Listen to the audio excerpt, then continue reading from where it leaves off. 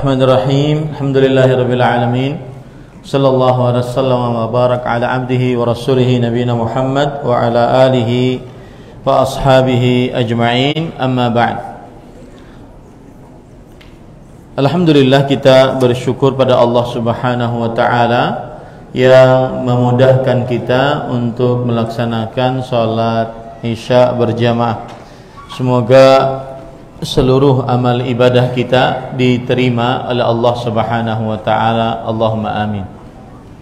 Ahibati fillah, afanillah wa iyyakum, kaum muslimin yang saya cintai karena Allah, jamaah Masjid Al-Amin. Kita masih membicarakan tentang kejadian Isra dan Mi'raj. Kita sebutkan tadi bahwa termasuk perbuatan bid'ah adalah al-ihtifal bi dzikra lailati al-Isra wal Mi'raj, berkumpul untuk memperingati kejadian atau kejadian malam Isra dan Mi'raj. Ini termasuk perbuatan bid'ah. Dan termasuk di dalamnya juga adalah bahwa meyakini dengan pasti Isra dan Mi'raj tanggal 27 Rajab. Maka ini juga termasuk hal yang patut diperhatikan kesahihannya. Kalau kita perhatikan perkataan para ulama rahimahumullah taala tentang kejadian Isra dan Mi'raj, kapan jadinya, maka kita ambil beberapa perkataan para ulama rahimahumullah taala.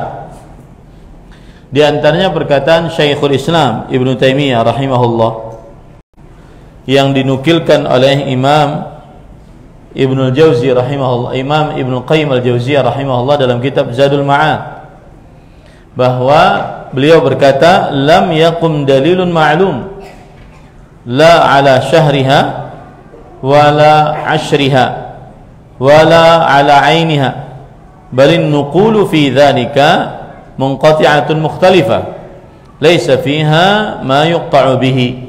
Sekarang ingat, kita membicarakan apakah kejadian Isra dan Mi'raj itu pasti malam ke-27 dari bulan Rajab.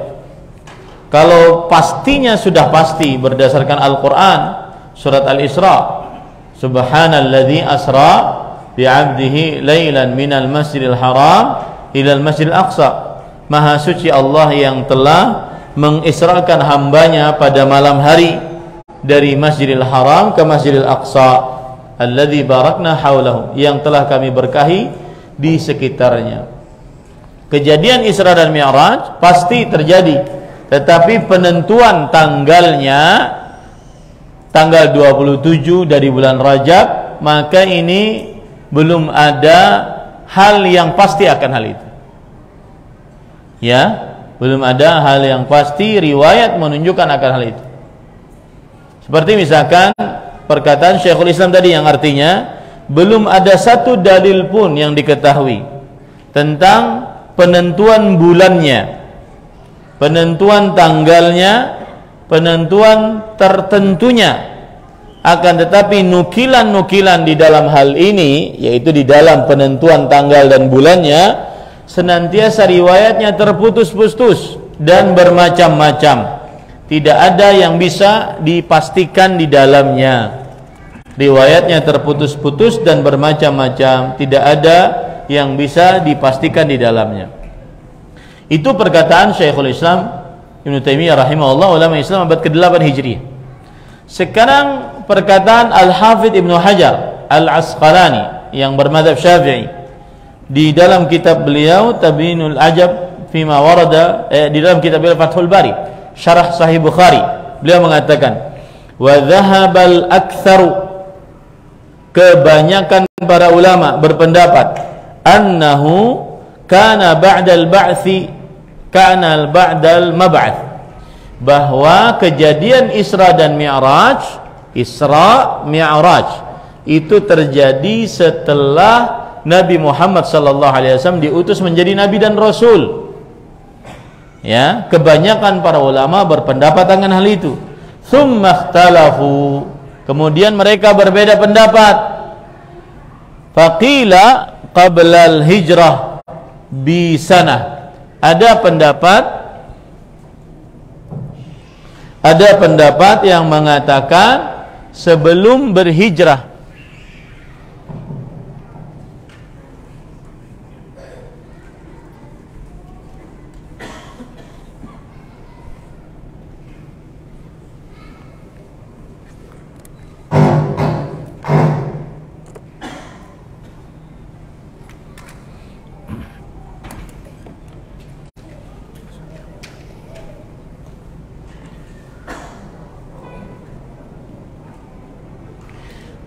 Ada pendapat yang mengatakan sebelum hijrah, setahun sebelum hijrah. Ini pendapat pertama.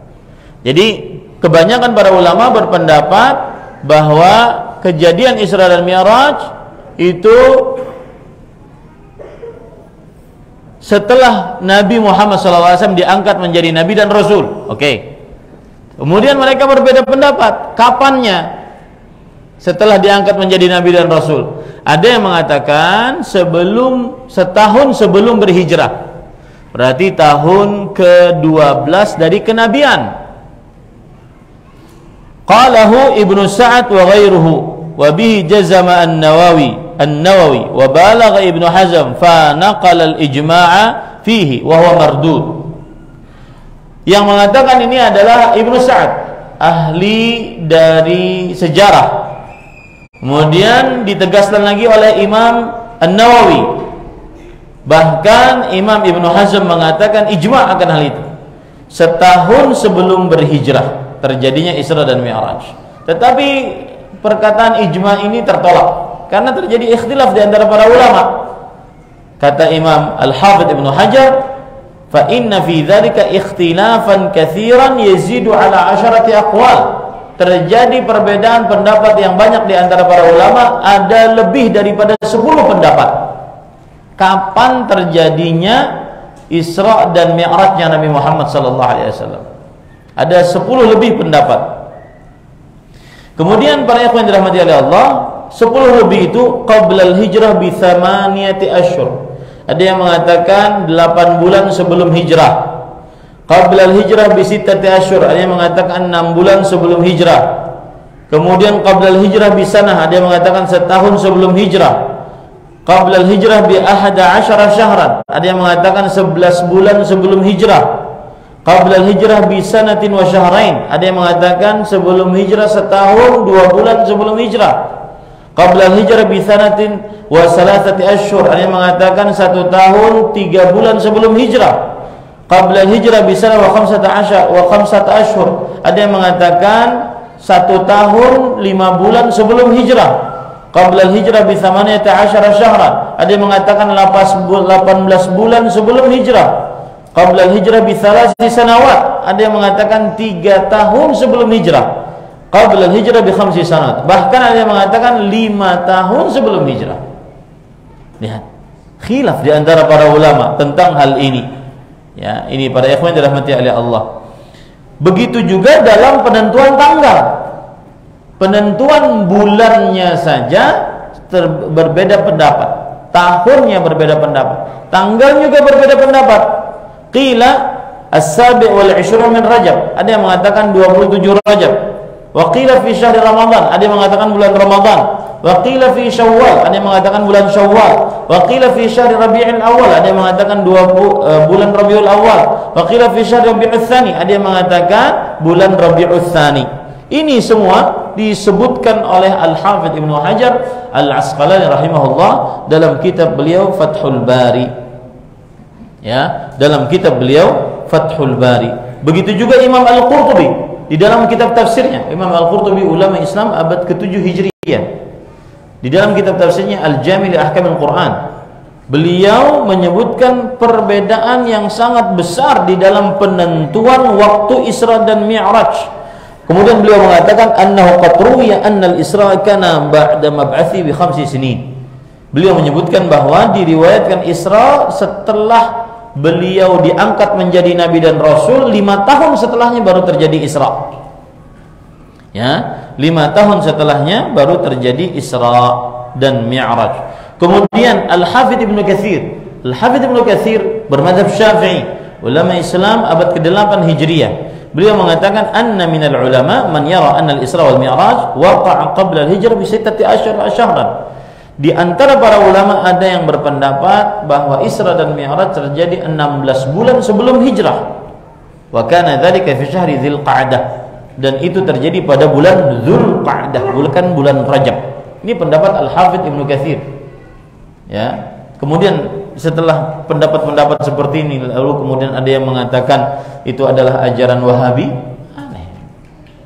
Para ulama berbeda pendapat akan hal itu. Nah, yang menarik para ikhwan yang dirahmati oleh Allah, kata Imam Ibnu Katsir, anna ba'dhan nas idda'a anna dzalika kana awwal lailati jum'ati min syahr Rajab wa aqaba 'ala dzalika bi an qala la aslalah.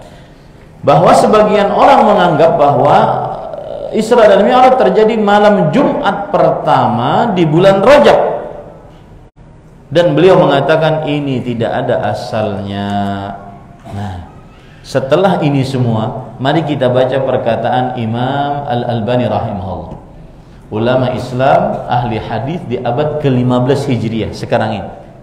Beliau mengatakan, perhatikan baik-baik, di dalam kitab beliau Ada'u ma wajaba min bayani wad'i al-wadda'in fi Rajab, yang ditulis oleh Imam Ibnu Dihyah.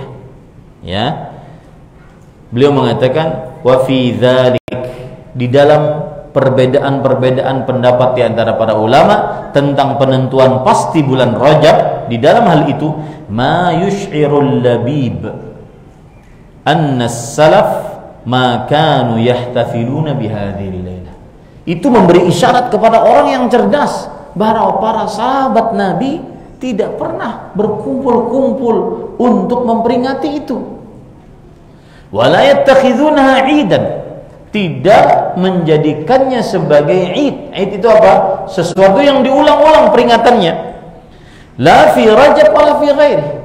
Tidak di bulan Rajab, tidak juga di bulan lainnya. Walau annahum ihtafalu biha kama yaf'alul khaliful yawm la tawatara dzalika anhu. Kalau seandainya ada seorang dari mereka mengerjakan, memperingati, berkumpul-kumpul untuk memperingatinya, sebagaimana orang-orang zaman sekarang memperingatinya, maka akan ternukilkan kepada kita riwayat itu. Ini tidak ada. Ya, wala ta'ayyanatil lailah 'indal khalaf wa lam yakhtalifu hadzal ikhtilaf al-'ajib, dan akan ditentukan tanggal tersebut, ya, akan ditentukan tanggal tersebut, dan tidak ada perbedaan dengan perbedaan yang sangat luar biasa ini. Masuk logika kita enggak? Masuk. Makanya saya katakan tadi, kalau seandainya Isra dan Mi'raj itu 3 tahun sebelum Nabi berhijrah, berarti sisa umur Nabi 13 tahun. Dan setiap tahunnya mendapati bulan Rajab. Kalau seandainya itu ada riwayatnya untuk berkumpul, maka niscaya akan dinukilkan kepada kita. Tapi ternyata Nabi, para sahabat, para tabi'in, para tabi'ut tabi'in, para imam tidak pernah memperingatinya. Imam yang 4 nggak pernah memperingatinya. Cari saja dalam kitab-kitab fikih. Imam yang 4 tidak pernah memperingatinya.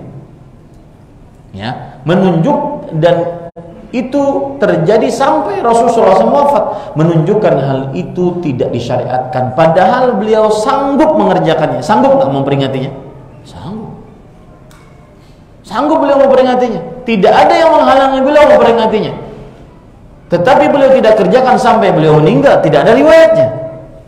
Menunjukkan hal tersebut tidak disyariatkan.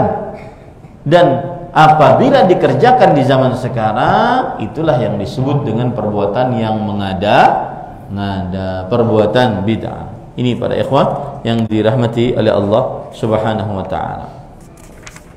Saya tadi mau menceritakan tentang Isra dan Mi'raj. Sebelum saya cerita tentang Isra dan Mi'raj, saya ingin cerita dulu tentang hadis lemah. Ya, ini penting. Salah satu metodologi beragama menurut Ahlus Sunnah wal Jamaah adalah beramal dengan hadis yang sahih. Beramal dengan hadis yang sahih. Kenapa tidak beramal dengan hadis yang lemah? Karena sebagaimana perkataan ulama salaf Abdullah bin Al-Mubarak rahimahullah, beliau mengatakan fi sahihil hadis syughlun an saqimih. Di dalam hadis yang sahih, mengamalkan hadis yang sahih sudah menyibukkan kita daripada mengamalkan hadis-hadis yang lemah. Nah, para ikhwan yang dirahmati oleh Allah, saya akan berbicara sedikit tentang hadis beramal dengan hadis lemah. Tidak kita pungkiri bahwa terjadi perbedaan pendapat di antara para ulama tentang mengamalkan hadis lemah. Saya akan gambarkan. Yang pertama adalah kita bicarakan dulu beberapa bagian-bagian, ya. Yang pertama adalah permasalahan al-masail al-aqadiyah. Permasalahan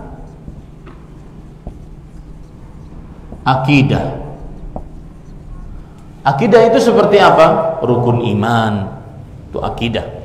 Ya, permasalahan akidah.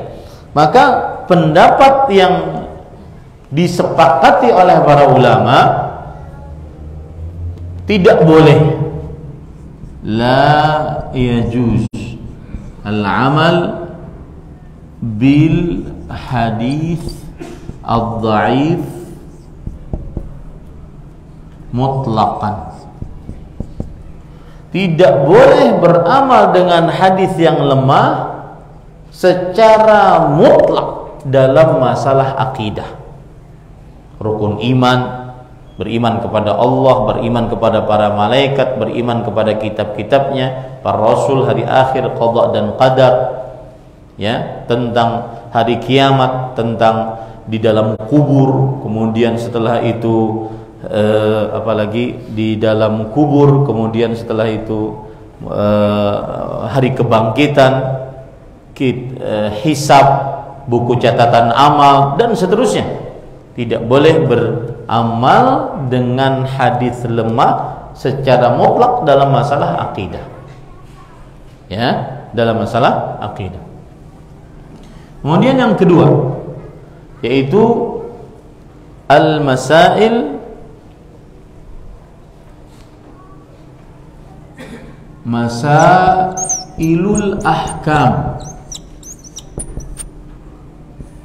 Permasalahan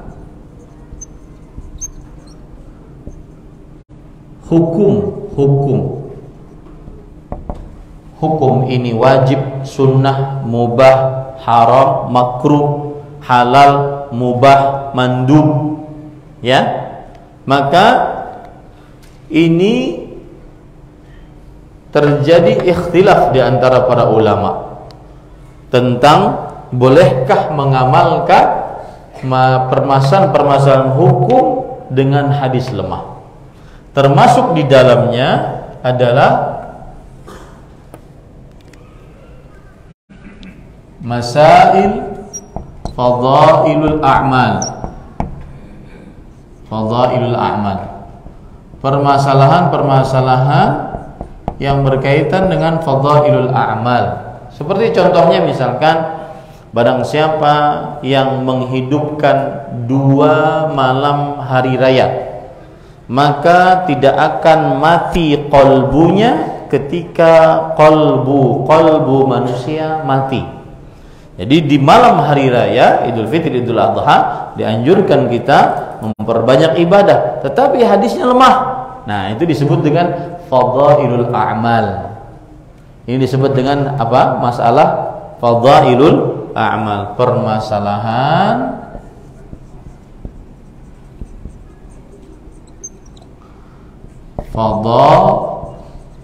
fadailul a'mal.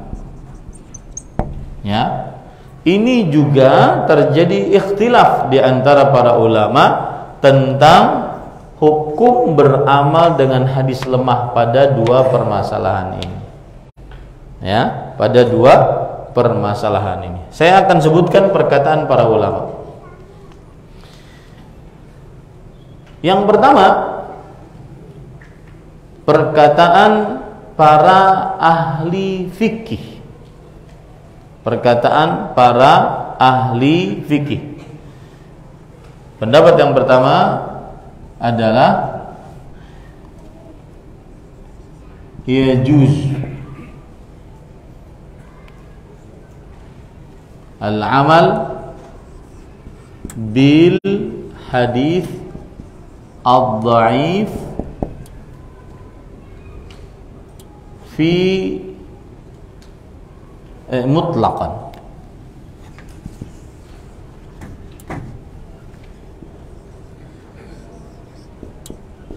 Artinya boleh mengamalkan hadis lemah secara mutlak, baik itu dalam masalah hukum atau dalam masalah fadhailul a'mal. Boleh beramal dengan hadis mutlak secara hadis dhaif secara mutlak. Ini pendapat yang pertama. Pendapat yang kedua, la yajuz mutlaqan. Tidak boleh sama sekali. Tidak boleh sama sekali beramal dengan hadis lemah dalam permasalahan hukum-hukum atau permasalahan fadhailul a'mal. Enggak boleh sama sekali. Pendapat yang ketiga, yajuz fi fadhailil a'mal.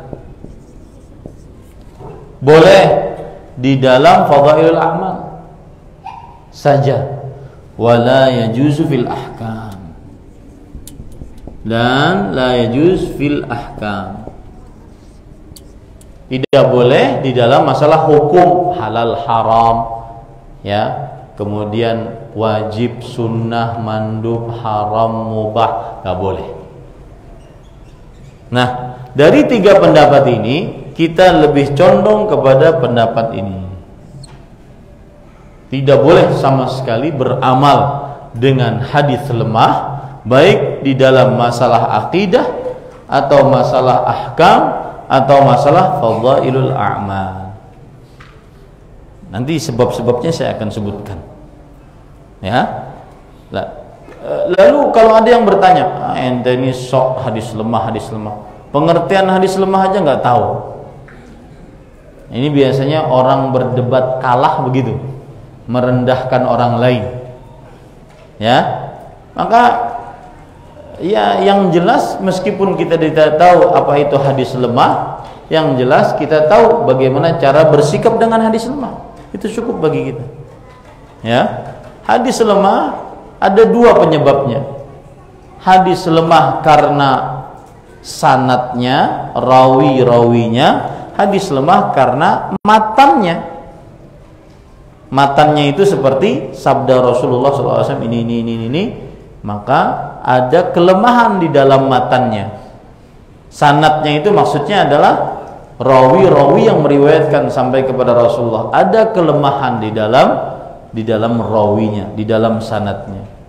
Dan tidak perlu kita membicarakan itu. Yang jelas permasalahan kita sekarang bagaimana beramal dengan hadis lemah. Maka yang pertama saya katakan tadi, dalam masalah akidah tidak boleh, sepakat para ulama, tidak boleh beramal dengan hadis lemah dalam masalah akidah. Akidah itu yang berkaitan dengan rukun iman, keyakinan qalbu, itu akidah. Kemudian permasalahan hukum halal, haram, wajib. Nah, ini terjadi khilaf di antara para ulama. Kemudian fadhailul amal, tentang keutamaan sesuatu, mengerjakan ini, utamanya begini, berselawat seperti ini, utamanya begini. Nah, ini namanya fadhailul amal. Maka rinciannya seperti ini. Ada 3 pendapat. Pendapat yang kita kuatkan adalah pendapat yang kedua, sama sekali tidak diperbolehkan beramal dengan hadis lemah, baik dalam masalah akidah atau hukum atau fadhailul a'mal. Kenapa demikian para ikhwan yang dirahmati oleh Allah Subhanahu wa taala? Jawabannya adalah karena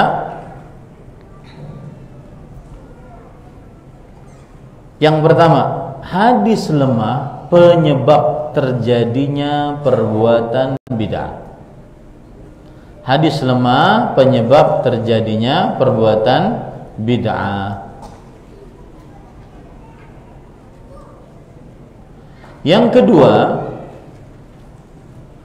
apabila boleh beramal dengan hadis lemah, maka tidak ada manfaat dari pembagian para ulama, ini hadis sahih, ini hadis lemah, karena dua-duanya boleh diamalkan.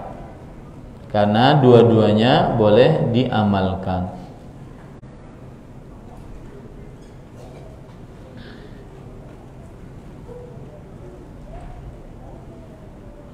Kemudian sebab selanjutnya, pada ikhwan yang dirahmati oleh Allah Subhanahu wa taala, para ulama bersepakat bahwa hadis lemah termasuk hadis yang tertolak. Hadis lemah termasuk hadis yang tertolak.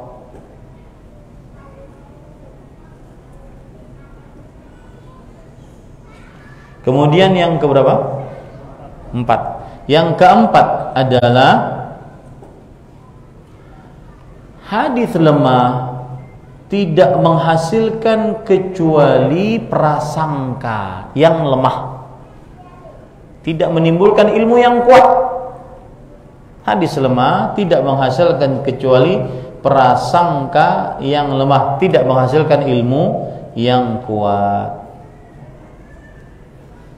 Kemudian yang kelima, sebagian ulama, perhatikan sini, sebagian ulama yang membolehkan beramal dengan hadis yang lemah secara mutlak, mereka memiliki syarat-syarat. Ini juga memiliki syarat-syarat. Syarat-syaratnya ini susah untuk terkumpul. Syarat-syaratnya ini susah untuk terkumpul. Ya. Maka pendapat yang lebih kuat adalah tidak beramal dengan hadis lemah secara mutlak. Kemudian yang keenam, penyebab tidak beramal dengan hadis lemah secara mutlak adalah bahwa hadis lemah syarat-syarat yang memperbolehkan, salah satu syaratnya adalah tidak boleh meyakini bahwa itu pernah dikerjakan oleh Rasulullah. Nah, ini susah. Bagaimana kita beramal dengan sesuatu yang kita tidak boleh meyakini itu pernah dikerjakan oleh siapa? Rasulullah sallallahu alaihi wasallam. Kenapa saya katakan ini para ikhwah? Khusus dalam masalah rajab, nanti ada orang yang bersandar, tidak mengapa beramal dengan hadis lemah. Lawang Imam Abu Hanifah, Imam Malik, Imam Syafi'i membolehkan beramal dengan hadis lemah, maka kita katakan iya. Meskipun saya bisa bantah perkataan itu bukan perkataan para imam secara langsung, akan tetapi itu kelaziman dari perkataan mereka.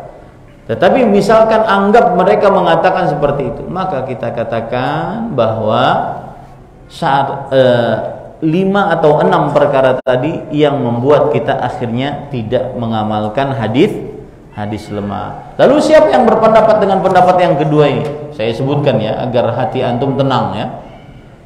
Karena kadang-kadang kalau tidak sebutkan ulamanya, kita ikut ulama siapa Ustaz? Ya. Perhatikan baik-baik para ikhwan yang dirahmati Allah, pendapat yang kedua yang mengatakan tidak diamalkan hadis lemah sama sekali. Baik itu di dalam masalah hukum atau dalam masalah fadhailul a'mal. Ini adalah pendapatnya para ahli hadis. Di antaranya yang terkenal Imam Bukhari, Imam Muslim, Imam Yahya bin Ma'in, Imam Abu Zur'ah, Imam Abu Hatim, Imam Ibnu Abi Hatim, Imam Ibnu Hibban, Imam Abu Sulaiman Al-Khattabi, Imam Ibnu Hazm, Imam Ibnu Al-Arabi, dan lain-lainnya, masih banyak. Yang mana mereka adalah ahli hadis. Ya. Jadi pendapat yang lebih kuat tidak beramal dengan hadis apa? Hadis lemah secara mutlak, baik dalam masalah hukum, dalam masalah fadhailul a'mal. Karena sebagian nanti ada yang berkatakan, ini kan masalah fadhailul a'mal. Fadhailul a'mal boleh kok beramal dengan hadis lemah. Maka kita jawab dengan 6 jawaban tadi. Yang pertama apa?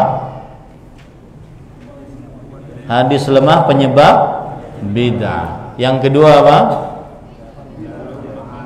Hadis lemah kalau seandainya boleh diamalkan, maka tidak ada manfaatnya para ulama memilah-milih ini hadis sahih, ini hadis lemah. Sudah, pokoknya kalau ada qala Rasulullah, amalkan aja sudah. Ya. Meskipun Rasulullah SAW bersabda, siapa yang membaca istighfar 100.000 kali pada malam Jumat di dalam kamar dalam keadaan bertelanjang dada di atas kain putih, maka niscaya dia akan mendapatkan rezeki yang tanpa batas. Hadis riwayat Ahmad Zainuddin. Meskipun seperti itu, amalkan saja. Ya, karena nggak ada pentingnya kita membedakan antara hadis lemah, hadis sahih. Karena semuanya boleh diamalkan kalau begitu. Sebab yang ketiga apa? Hadis lemah dengan kesepakatan para ahli hadis tergolong hadis yang tertolak. Bahasa Arabnya hadis mardud. Mardud itu tertolak. Kalau tertolak tidak bisa diamalkan. Semestinya seperti itu. Yang keempat apa?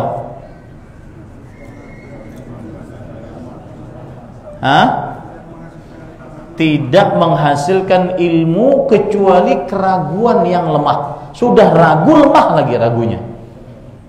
Ya, sudah tidak menghasilkan ilmu dan menghasilkan keraguan yang lemah. Yang kelima, ulama-ulama yang membolehkan beramal dengan hadis yang lemah memiliki syarat. Syaratnya itu apa? Sulit terkumpul. Syaratnya sulit terkumpul. Yang keenam, yang terakhir apa? Bahwa tidak boleh meyakini saat mengamalkan hadis lemah, tidak boleh meyakini bahwa ini pernah dikerjakan oleh Rasulullah. Ini syaratnya kontraproduktif. Kenapa? Karena ketika kita beramal semestinya kita harus meyakini bahwa itu pernah dikerjakan oleh siapa? Rasulullah SAW. Ini tidak boleh meyakini. Nah, ini sulit untuk diamalkan. Ya, wallahu a'lam. Sepertinya pembicaraan Isra dan Mi'raj nanti mungkin ustadz yang lain yang membahas kisah Isra dan Mi'raj. Dia sebenarnya kisah yang sangat menarik dan banyak faedah, tetapi waktu tidak cukup. Kita masuk kepada pertanyaan 5 menit saja. Apakah ada perbedaan dalam mengkategorikan dari manhaj salaf dengan manhaj yang lain terkait suatu hadis itu palsu atau lemah? Jika rujukannya tidak berbeda, kenapa ada masih ulama yang menjalankannya padahal sumbernya sama? Jawabannya enggak. Ilmu hadis itu ada standarisasinya. Tetapi ketika ada perbedaan para ulama, ini ada yang mensahihkan, ini ada yang melemahkan, itu wajar saja karena manusia tidak ada yang sempurna. Ya. satu ada yang lebih berilmu, satu ada yang tidak lebih berilmu. Maka wajar terjadi perbedaan pendapat di antara para ulama dalam pensahihan hadis. Tetapi secara umum pensahihan hadis ada standarisasinya. Jadi itu sebabnya. Wallahu a'lam. Nah, baru-baru ini tersebar informasi terkait mengkhususkan membaca surah Al-Kahfi pada hari Jumat. Hadisnya dhaif, mauquf. Mohon penjelasannya. Jawabannya adalah begini. Ini saya ingin memberikan metode kalau terjadi lagi yang seperti ini. Yang pertama, apabila terjadi perbedaan pendapat di antara para ulama tentang mensahihkan hadis, pensahihan hadis atau pelemahan hadis, maka kita orang umum tugas kita bertanya kepada yang kita anggap paling paham ilmu hadis. Paham? Itu poin pertama. Dasar sikap kita sebagai seorang umum dari seorang muslim. Ustadz, ini terjadi khilaf. Ustadz ini mengatakan hadisnya sahih. Ustadz ini mengatakan hadisnya lemah. Ya? Maka apa yang harus saya lakukan? Maka pertama yang harus dilakukan adalah amalkan ayat Al-Quran yang berbunyi fas'alu ahla dzikri in kuntum la ta'lamun. Bertanyalah kepada yang ahli ilmu jika kamu tidak mengetahuinya. Maka kita orang umum yang bukan penuntut ilmu, maka kita bertanya kepada ustadz yang memang ahli hadis, yang kita percaya dia ahli hadis. Tanya mana yang lebih kuat. Kemudian ustadznya menjelaskan, ambillah pendapatnya itu. Itu kalau orang umum. Kalau seandainya dia penuntut ilmu, bisa baca kitab, paham bahasa Arab, paham perkataan para ulama, dia wajib membaca perkataan-perkataan para ulama. Lalu dia kuatkan mana yang dia lihat lebih kuat pendapatnya. Apakah yang melemahkan ataukah yang mensahihkan? Nah, itu poin pertama. Metode saat terjadi khilaf di antara para ulama dalam menghadapi para ulama berbeda pendapat tentang pensahihan dan pelemahan hadis. Itu satu ya. Yang kedua, mengetahui pendapat para ulama. Mengetahui pendapat para ulama tentang bagaimana bersikap mengamalkan hadis lemah yang barusan kita bahas.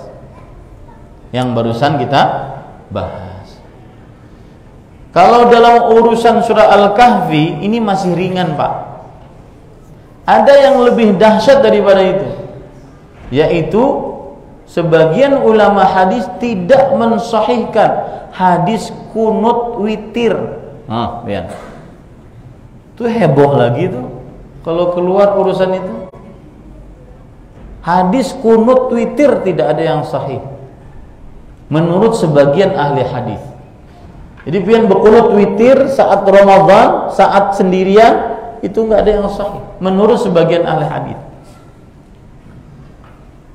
Ya, maka harus ada metode di sini. Nah, saya sebenarnya sudah memberikan nasihat, saya bilang ke kawan-kawan agar menjelaskan kepada umat bagaimana menyikapi perbedaan pendapat para ulama saat terjadi khilaf di antara ulama, ada yang mensahihkan, ada yang melemahkan hadis. Bagaimana sikapnya? Ya, makanya saya katakan dari sekarang tadi bahwa sikapnya adalah bagi orang umum tadi. Apa yang dilakukan? Bertanya. Kemudian yang kedua adalah mengetahui pendapat mana yang lebih kuat dalam mengamalkan hadis yang lemah. Begitu sudah selesai. Jadi mudah, tidak mudah bingung, tidak mudah terombang-ambing. Ya, tidak mudah galau, resah, gelisah. Setiap ada sesuatu yang baru merasa, wah gimana lagi nih? Masa ini nggak boleh lagi? Masa ini enggak. Itu para ikhwan yang dirahmati oleh Allah Subhanahu wa taala. Dan khusus untuk masalah ini, Pendapat yang dikuatkan, ini adab saya kepada ulama, pendapat yang dikuatkan berarti kita mengikuti yang menguatkan pendapat. Saya lebih condong kepada pendapat ulama yang mensahihkan hadis tentang membaca surah Al-Kahfi boleh dikhususkan pada hari Jumat atau pada malam Jumat, tanpa mengurangi hormat kita kepada yang mengeluarkan fatwa yang mengatakan hadisnya lemah. Ya, wallahu a'lam. Dan hadis yang menyebutkan tentang surat Al-Kahfi dibaca pada hari Jumat, hadis riwayat Imam Hakim, disahihkan oleh Imam Hakim, kemudian disahihkan oleh Imam Al-Albani rahimahullahu taala. Wallahu a'lam.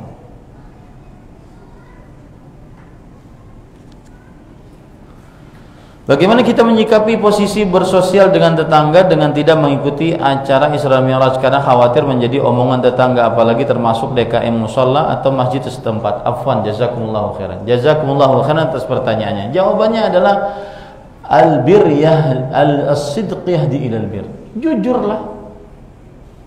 Itu akan mendatangkan kepada kebajikan. Jujur. Apa susahnya berkata jujur? Mohon maaf, saya tidak memperingati. Mau orang kemudian menghancurkan rumahnya? Ya enggak. Ya, jujur saja, baik-baik, kita tidak mengamalkannya. Ya, tanpa harus mencela orang yang mengamalkannya, merendahkan orang, apalagi sampai mengkafirkan orang mengamalkan, tidak. Kita tidak mengamalkannya. Itu saja, jujur. Meskipun dia ketua DKM. Ya. Tapi kada tahu setelah itu diganti mungkin. Nah, itu urusan pian kenapa? Yang jelas tidak boleh. Kalau sudah tahu ilmunya itu belum disyariatkan, tidak boleh ikut. Karena kalau seandainya ikut hanya karena ingin menyenangkan manusia, ini berarti mencari ridha manusia dengan kemurkaan Allah. Dan suatu saat nanti Allah akan murka dan manusia akan juga murka. Jujurlah dalam iman. Jujur saja, tidak mengapa. Wallahu a'lam. Bagaimana dengan hadis yang menyatakan Rasulullah SAW tidak pernah umrah pada bulan Rajab? Apakah boleh diikuti sikap Rasulullah SAW ini? Ini permasalahannya adalah mengkhususkan. Kalau seandainya terjadi pengkhususan, maka ya nggak boleh. Tapi kalau seandainya terjadi muwafaqah, sudfah, kita punya duitnya bulan Rajab, bulan kena masih belum tentu. Sudah daftar aja bulan Rajab kemudian umrah. Boleh tidak? Boleh saja. Yang bermasalah adalah apa? Pada pengkhususan, menganggap bahwa ada fadilah tertentu berumrah di bulan Rajab. Wallahu a'lam.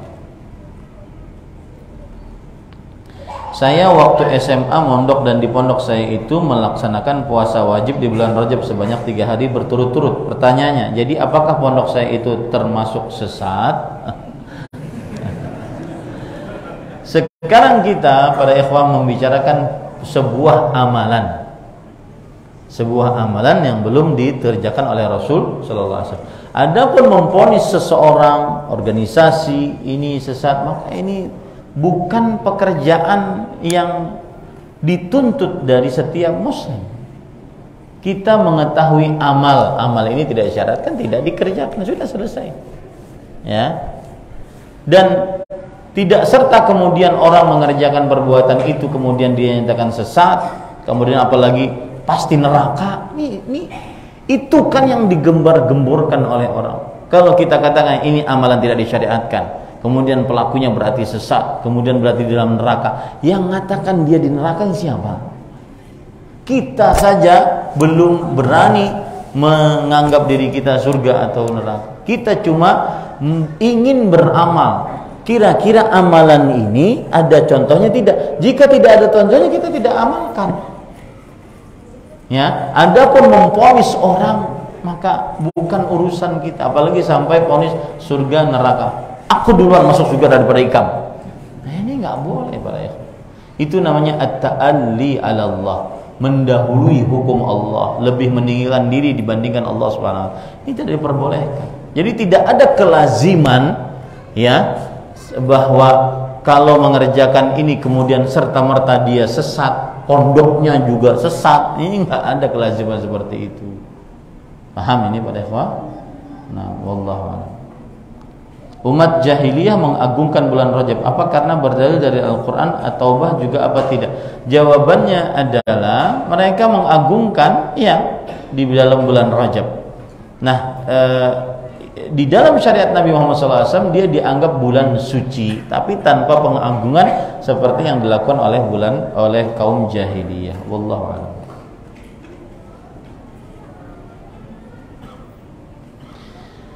Dikutip dari artikel Ustadz bahwa pada bulan Rajab kita diperintahkan untuk mensucikannya dengan tidak melakukan perbuatan zalim. Salah satu perbuatan zalim yaitu ghibah ya Ustadz. Bagaimana ya Ustadz agar lisan kita tidak tergelincir pada dosa besar yang satu ini? Karena qadarullah sering kali kita berkumpul dengan teman atau keluarga secara halus tanpa kita sadari malah berghibah padahal sudah tahu itu bahwa dosa besar. Jawabannya adalah bahwa berzikir kepada Allah Subhanahu wa taala itu satu. Yang kedua, bahwa mengoreksi diri sendiri lebih banyak dibandingkan mengoreksi orang lain sehingga tidak terjadi ghibah.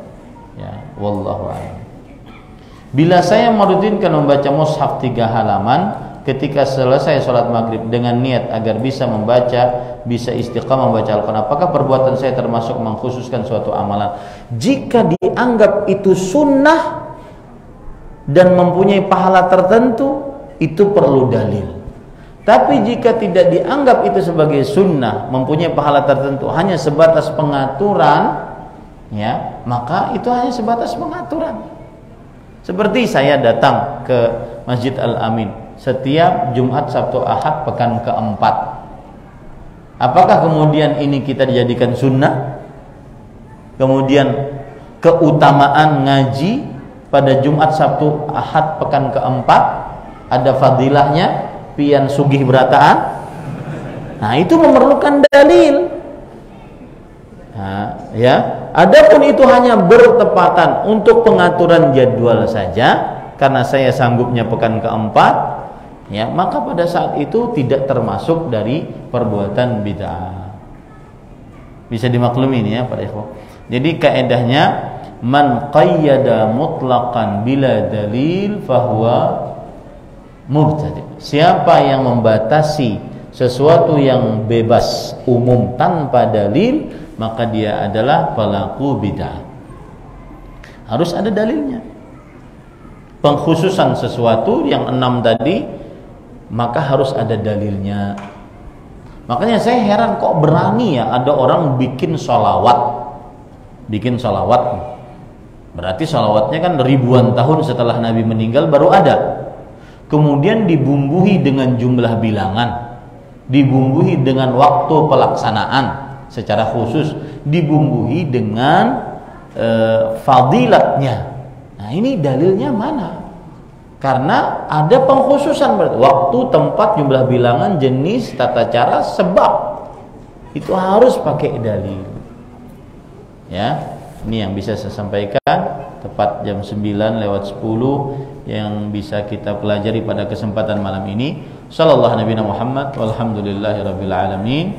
Subhanakallahumma hamdik asyhadu an la ilaha illa anta astaghfiruka wa atubu ilaik. Wassalamualaikum warahmatullahi wabarakatuh.